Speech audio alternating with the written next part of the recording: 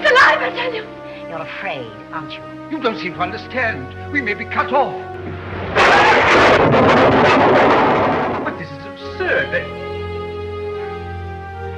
Did you hear that?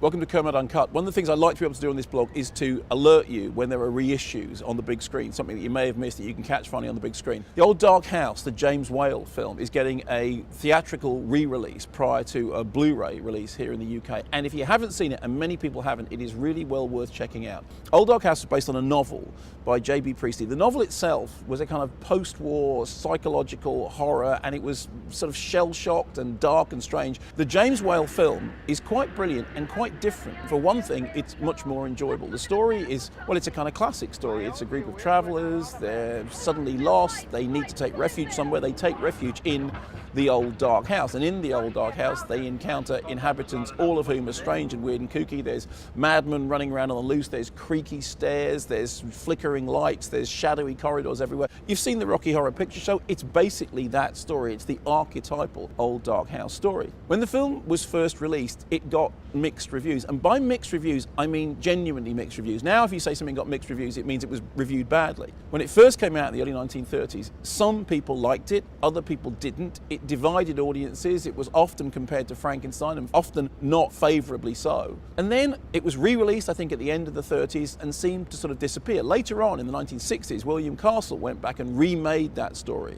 and that version then became the version of the story that everybody remembered, and for a while the James Whale version was considered, to all intents and purposes, lost. I remember reading about it in an encyclopedia of horror. Maybe it was the Dennis Gifford Encyclopedia of Horror back in the 1970s when I was first watching horror movies. And I started going to screenings at places like the Phoenix and the Scala, and they would often do revivals of movies, but Old Dark House didn't seem to turn up.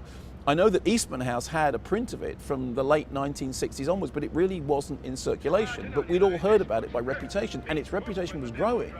People were starting to say it was an overlooked gem. People were starting to say it was a lost classic. People were starting to call it one of the greatest horror movies ever made. Well, now it's back in a 4K restoration. I think the restoration was done last year.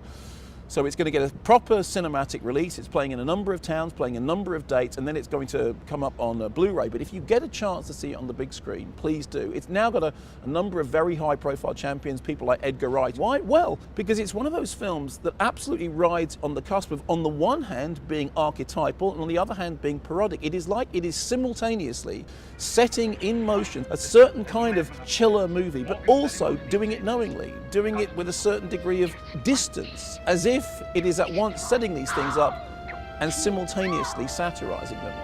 The film itself really stands the test of time. To see it in a 4K restoration on a big screen is an absolute treat.